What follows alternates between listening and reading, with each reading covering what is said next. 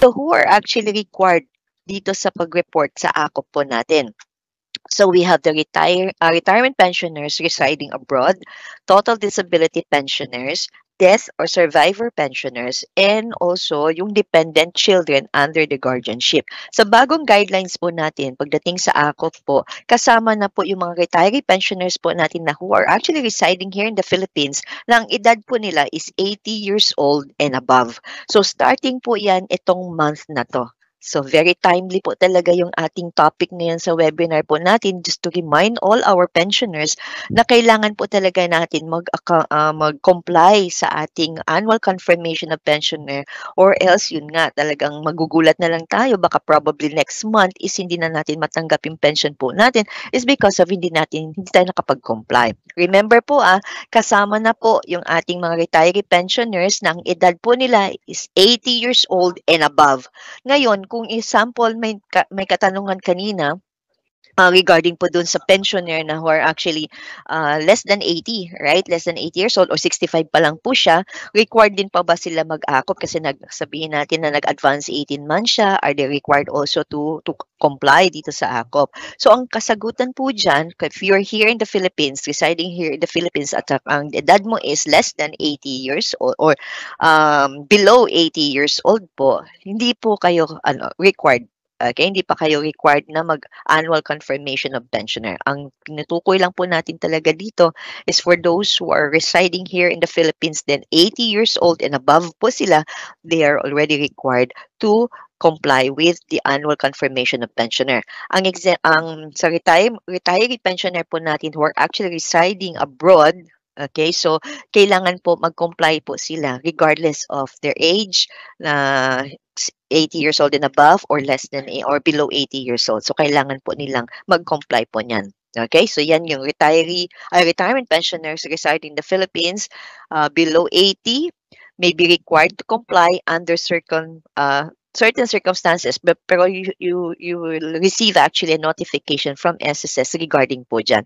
Kung wala naman po tayong notification na natanggap, and then ang edad po natin is below 80 years old, no need for you to comply. Okay? Then kailan po ba kailangan natin mag-comply sa ating AKOP o mag-report sa SSS for the annual confirmation? So ito yung mga different type of pensioner po natin and the schedule po. So sa retirement and the total disability pensioner, month of the birth of the pensioner. Sa death survivor na pensioner po, month of birth of the deceased member. Okay, deceased member po ang pagbabasihan natin pagdating sa death and survivor pensioner. And the last one, we have the dependent or yung minor incapacitated with guardian. So month of birth of the member or the deceased member. Okay, so early compliance, inaalaw naman din po natin. So, inaalaw po yan up to 2 months prior dun sa schedule po. So, pwede tayo mag-advance. Okay, mag-advance po sa compliance po natin sa ating annual confirmation. Pwede po yan. 2 months prior dun sa schedule po. Okay? Then dito sa naka-asterisk po yung ating retirement, dito po ay naka-indicate po siya na yung retirement pensioner living in the Philippines who are 80 years old and above as of March 2024, and also yung retirement pensioners po natin na living abroad. So kailangan po yung schedule ng compliance po nila on the month of birth of the pensioner po natin. So paano natin i-report yan through AKOP? How to report for annual confirmation? So we have this personal appearance or yung visual confirmation. So pwede po over the counter or sa mga pinakamalapit na SSS branches po natin or office. Then meron din po tayong video conferencing doon sa mga SSS prescribed platform. Later on po sa later slides po natin, may mga selected SSS branches lang po tayo, and then yung mga corresponding na communication na kung saan po kayo mag-submit or kung ano po yung mga links na yon, dun po ibibigay po namin sa inyo. So may mga selected branches lang po tayo na who actually pwede silang gumamit ng Viber or yung sa MS Teams or yung under the video conferencing po natin. Now, ito naman po yung without personal appearance or visual confirmation, meron din po tayong way po niyan. Hindi lang po yung kailangan na you have to be present doon sa SSS para dito sa annual confirmation. Kapag hindi po natin kayang mag face-to-face po, pwede po tayo through mail. Okay? And also, pwede rin po through electronic mail or yung email natin. And the last one, through guardian po natin or yung duly authorized na representative. So, isa-isahin po natin yan, especially kung ano yung mga qualification or ano yung mga requirements na kailangan po nating isubmit para makapag-comply po tayo. Okay? So, we have yung AKOP po natin through personal appearance. So, ito yung mga documents needed on your left po. Okay? Sa left ng screen po ninyo, nandyan yung mga documents needed. And then, we have the retirement, death pensioner, total disability, and even yung sa dependent child or guardian po. So, ito yung mga kailangan po. Ayan. Yan yung mga kailangan po natin. So, sa accomplish yung AKOP form po natin, the pensioner's reply. So, lahat po ng pensioner po yan, they need to fill out that form. Then, 1 primary or 2 secondary ID of the pensioner. So, retirement and the total disability po, ang kailangan mag-present po niyan. Then, dun naman po sa dependent, so 1 primary or 2 secondary ID or guardian. So, if ever wala naman po siyang, pwedeng school ID kasi sa student naman po yan. So, if ever wala pong ID, okay, walang ID dun sa estudyante, yung ID ng dependent po natin, so pwede pong ipakita yung birth certificate po niya. Okay? Then, sa medical document naman po natin for disability benefits, so yun po ang kailangan na i-present po natin. Okay? Ito yung mga list of the primary and secondary documents po natin. So, we have UMID card, Social Security card, Philippine Identification Card, then alien certificate, driver's license. So, yan po. Yan yung mga list ng ating primary and secondary IDs po natin. Where to submit? Saan po tayo pwedeng mag-submit nito po? So, where to submit? Ito po siya. So, para sa mga under ng member services section sa mga SSS branches po natin, this is applicable for our pensioner na nakatira po dito sa Pilipinas. Then, sa foreign representative office naman po natin, para sa mga pensioner naman po natin na nasa ibang bansa. And the medical evaluation center po natin for pensioner po natin dun sa total disability. So, for the list of the SSS branches at saka yung official na email po nila, you may visit, okay, itong link na to. Yan, you may visit itong link na to po for you to get the list of the different SSS branches na official email and yung mga addresses po nila. Okay? Next, we have yung AKOP through representative. Kung hindi naman po kaya talaga ng ating pensioner na talagang siya yung pupunta sa branch ng SSS, so pwede po through representative. Ito naman po yung kailangan po natin mga documents.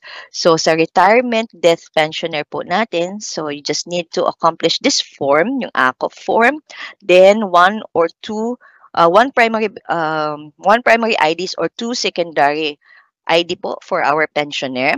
Then also, guardian din po or kung sino yung representative po natin, 1 or 2 secondary ID po ng guardian. And kailangan po, meron po nito chest level photo or snapshot po ng ating pensioner holding a current, okay? Remember current or up to date or yung dated pala, yan, sorry, dated na newspaper or background po niya, yung news scroller or ticker sa TV, okay, showing yung current news headline and the date. Okay, so yan yung kailangan po na ihawakan or isubmit ng ating pensioner through his or her representative. Now, para sa total disability pensioner po natin, yan din po, AKOP form, then ID po ng ID po ng pensioner, ID ng pensioner, ID po ng guardian niya, then yung photo, okay, and syempre medical documents po under dun sa disability benefit po natin. And reminder lang din po, kailangan may original na pirma, okay, may original pirma po ng ating pensioner na naka-indicate po dito sa form po natin. Kung hindi po makapirma yung ating pensioner, kailangan po may nakalabit yung kanyang fingerprint ng pensioner with valid IDs po ng dalawang witness. Okay? So, dapat meron po yan. Fingerprint, tapos naka-indicate din po doon, mag-attach din po na valid IDs ng dalawang witness po. Then, ang petsa po or the date ng dapat na nasa loob doon, okay, nasa loob is dapat within 3 days. Okay? Within 3 days mula sa pag-submit ng AKOP ng ating representative. So, once na nag-submit po tayo, dapat within 3 days po yan. Pag nag-submit po ng AKOP, hindi po siya mag-go beyond po niyan. Kasi kung mag-go beyond po, another naman po, mag-fill out again ng form. Okay? If ever naka-confine yung ating pensioner sa isang institution, mag-submit po ng certification from the institution kagaya ng retirement home, penitentiary, nursing facility, hospital, correctional institution, or even rehabilitation center. So, kailangan po ng certification po niyan kung naka-confine po yung ating pensioner sa isang institution. Then, ito po yung example ng photos po na kailangan po natin i-attach. Okay, so ito, make sure lang po na visible din po and dated. Okay, when we say dated po, kung ngayon kayo magsasubmit ang AKOP ninyo, dapat yung hawak ninyong newspaper is ngayon din po yung date niya.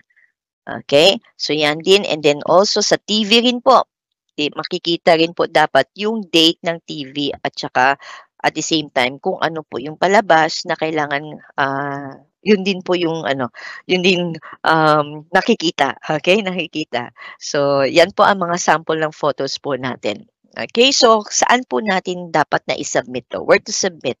So, dito, para sa mga members po natin, sa mga pensioner po natin, ayan, dito lang sa Philippines, yan, member services section po natin. Then yung nasa ibang bansa naman po, okay, through representative, ito po sa mga foreign representative office po nila. So ito po yung list, okay, of the SSS branches. Makikita nyo po itong link na to once na you will log into our my.sss account or yung www.sss.gov.ph. May naka-indicate po dyan yung mga branches po. So, i-click nyo lang po siya. Then, makikita nyo po lahat yung information, yung email address, and then yung email address ng branch po natin na nasa ibang bansa or even dito sa Philippines, and also yung kung saang building, yung branch na yon. Okay? So, para pupunta po yung ating representative. Now, kung through email naman po natin, ito naman po dapat natin i-accomplish kapag through email po. So, ako through email, kapag retiree pensioner po, i-accomplish lang itong form, 2 valid IDs or 1 primary ID po natin. Then, yung chest level na photo or yung snapshot po na pinakita ko po sa inyo kanina yung sample. Then, kapag sa total disability, yung form, then IDs, then yung chest photo, then medical documents po. Then sa dependent child or children with guardian, so we have the form, ID po ng pensioner po natin, then ID po ng dependent, okay, or pensioner or guardian, then yung chest level photo po yan. Kasi through email po tayo magsasubmit. So make sure lang din po na meron din pong original na pirma, original po okay, original na pirma po ng ating pensioner na nandyan po nakalakip dun sa ating form. And then, kung wala po, hindi niya kayang mag-signature, okay, hindi po niya kayang magsulat, fingerprint po ng ating pensioner at 2 valid IDs po or valid IDs po ng dalawang witness. Okay? Then, the same din po yan, yung date po na nasa loob. Okay? Na nasa loob po dapat is 3 days mula sa pag-submit po ng ating AKOP through our through representative if ever. Okay? So, if ever nasa nursing facility rin po siya or institution facility, kailangan din po ng certification. Okay? Where to submit? Saan po natin dapat siya isa-submit? So, ito po, yung corporate email po. Ayan, corporate email sa mga SSS branches po natin. Then, ito po yung email address. Okay? Email address po ng ating corporate email ng SSS Foreign Representative Office or yung OFW Contact Services section po natin. So, ofw.relations@sss.gov.ph. Okay? So, ito yung mga list din po. Okay? Then, next, we have through mail. Okay, so through mail po yan. So meron tayong email. Iba yung sa email, iba rin po yung through mail. So sa through mail naman po, kailangan yung address mismo ng building, right? So ito naman po yung kailangan po nating i-attach. Yan. So we have the under the retirement or yung death pensioner po natin. So yung form, then IDs po ng one primary ID or two valid ID, secondary ID ng ating pensioner. Then, yung chest level photo or snapshot po ng ating pensioner. Okay? Sa total disability naman po, we have yung pensioner's reply or yung form. Then, ID po niya. Then, yung chest level photo or snapshot po. Then, medical document. Okay? Or documents. Then, kapag sa dependent child, children with guardian, so yung form, ID po ng dependent, okay? ID po ng guardian, then chest photo po or chest level photo po or snapshot ng pensioner po. So, through mail po yan. Then, saan natin isasubmit? Dito po. So, sa SSS branch head office or yung service office po yan. Then, foreign or representative office din po. Ito yung address, 11th floor, SSS Main Office, Diliman, Quezon City, Philippines, 1100. Yan po yung address ng ating SSS Foreign Representative Office. Dito, sa mga SSS branches po natin, make sure lang din po, pwede nyo po siya makita dito sa list po natin. Okay, sa list of, you just need to browse nyo po sa ating website, yung www.sss.gov.ph. Tingnan nyo po yung sa ating branches doon, yung directory po, yun, makikita nyo rin po yung mga address ng mga buildings ng ating mga head office or even yung sa service office ng SSS. Pero kung sa mga foreign, ano po natin, okay, yung sa foreign representative office po natin, dito po yan. Sa 11th floor, SSS Main Office, Diliman, Quezon City, Philippines, 1100. Okay? Yun yung sa ating mail. Now, for our AKOP naman po, through video conferencing, kung nakikita nyo po, ang daming ways natin, di ba? Ang daming paraan para sabihin natin na ma-comply din po ng ating mga members yung under ng AKOP and at the same time to give them also different means of communication na rin po kay SSS. So para hindi po mag-stop. Okay, para hindi mag-stop kasi it would be hassle on the part of our pensioner kapag nag-stop yung kanilang pension kasi inaasahan nila monthly na may matatanggap sila. And then hindi sila nakapag-comply, so tendency po talaga niyan is mag-stop po siya. So hassle on their part na talagang gagawin pa po nila ito. So to avoid that, yan, as much as possible, wag lang po natin yan i-keep sa sarili niya. If you know someone from your kapitbahay, your friends, or even the friends of your parents na nag-pension na po kay SSS, share this, okay? Share this and at the same time, mabibigyan naman din po kayo ng copy of the presentation at the end of this session po natin. So, pwede nyo pong i-share sa kanila yung mga information na to. Okay? So, under naman po ng video conference po natin, you just need to file a request for an appointment for AKOP through video conferencing via email. So, isi-send nyo po yan dito sa corporate email ng ating SSS branches. I've been showing you yung kung saan nyo po mahahanap yung mga list of SSS branches po natin and their respective na email addresses, right? So, dun lang kayo sa ating website, then click nyo po yung directory po natin and then it will be given to you yung mga email addresses ng mga SSS branches po natin. Now, if nasa ibang bansa po tayo, ito po yan, Foreign Representative Office or yung OFW Contact Services section po natin. So, ofw.relations@sss.gov.ph. So, after po ninyo mag-request po niyan, so meron po kagad na mabibigyan kayo ng information.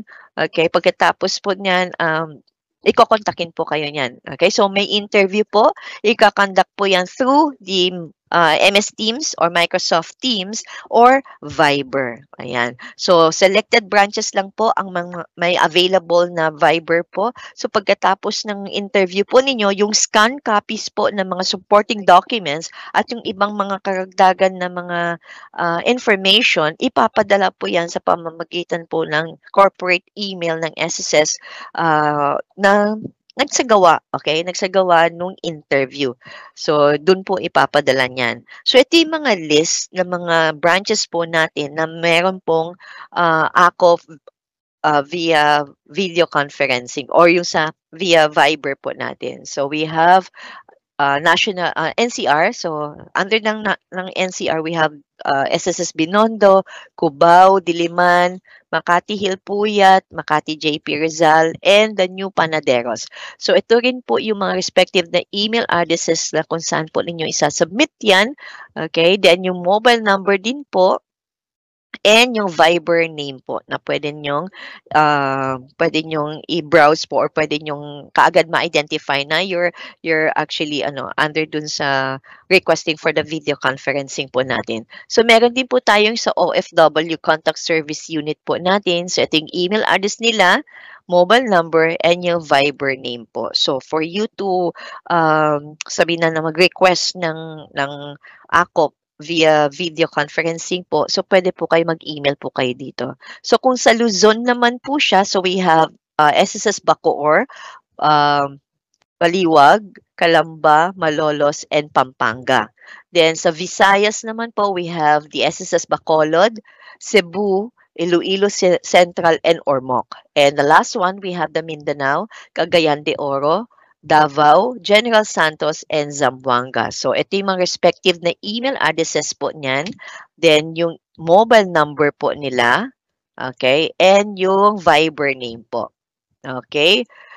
Tanging, ang nakalagay dito note po, paunawa. Note po, ibig sabihin, only calls and messages po regarding ACOP compliance ang i-entertain. Okay? I-entertain po na mga mobile numbers na naka-indicate po dito or sa mga email addresses. Other than the other topics po, kung may mga questions po kayo regarding sa mga claims ninyo, benefits ninyo, they will not entertain your query. Okay? They will not entertain your email po. So, as much as possible po, ang pwede lang po mag-communicate dito sa mga emails na ito or sa mga cellphone number na to ay tungkol sa ACOP, Annual Confirmation Compliance po. Okay? So, ito naman po yung mga procedure or proseso po via Viber po natin. So, sundin lang po natin ito. Pag nag-email po tayo sa request po natin, make sure ito po yung format na kailangan po natin sundin. Then, mag-aantay po tayo ng email confirmation mula sa SSS po na nagtataglay actually ng schedule kung kailan po kayo or kailangan or kung kailan po yung ACOP na video conference at kung different documents that you really need to submit also. Then, mag-antay po tayo ng video call mula sa SSS dun sa araw na yun and oras din po ng appointment natin. Sagutin din po yung mga tanong. Okay? Mga tanong sa online interview. So, may mga set of questions po yan that you really need to answer po. Then, magpakuha rin po ng picture, photo. Ayan, sa nag-conduct po ng inyong video conference na hawak po ninyo yung inyong pensioner's ID card. Now, if ever nasa ibang bansa kayo, wala naman po kayong SSS ID card or something like that, pwede naman din po ninyong ipakita yung residency card ba or may driver's license po kayo, pwede rin po yun. Kasi that is, sabihin natin, for identification purpose na talagang kayo po. Okay? Yung name po ninyo na nag-request for the video conferencing and also at the same time you're presenting yung ID na yan is kayo po talaga. Okay? Kayo po yung pensioner ni SSS. So, make sure i-ready nyo rin po yan.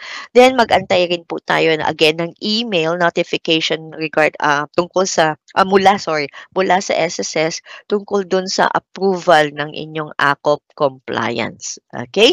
So, yan yung sa ating video conferencing via Viber po natin. Now, pagdating naman po dito sa ACOP naman po, through request of domiciliary, talagang totally hindi na po kaya ng ating member na to even visit the SSS branch or mag-mail or mag-email or something like that. So, nag-request na lang siya na from SSS staff or kung sino po yung malapit na branch malapit sa branches ng SSS is sila po yung mag-visit. Sila yung pupunta para talagang totally first hand makita nila na talagang the pensioner is still alive. Okay? So, domiciliary. So, ang first ang gagawin po natin dyan is we need to submit an email.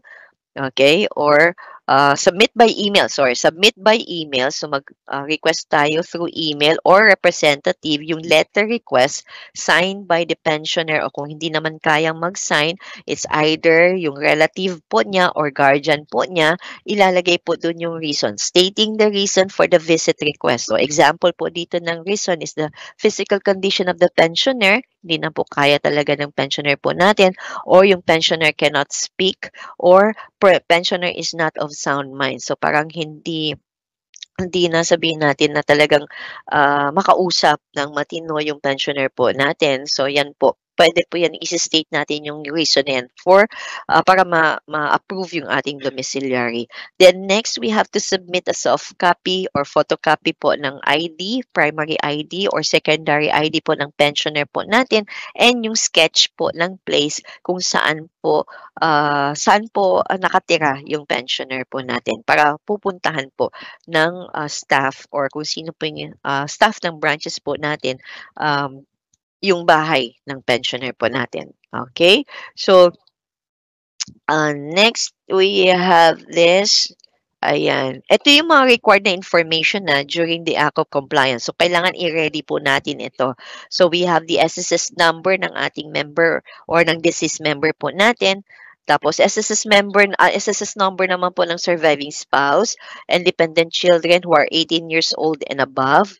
Then, home address, mailing address, email address, mobile number, or kung meron kayong PhilSci na number if available po siya. So, ito po yung kailangan na mga information, okay, during dun sa compliance po natin.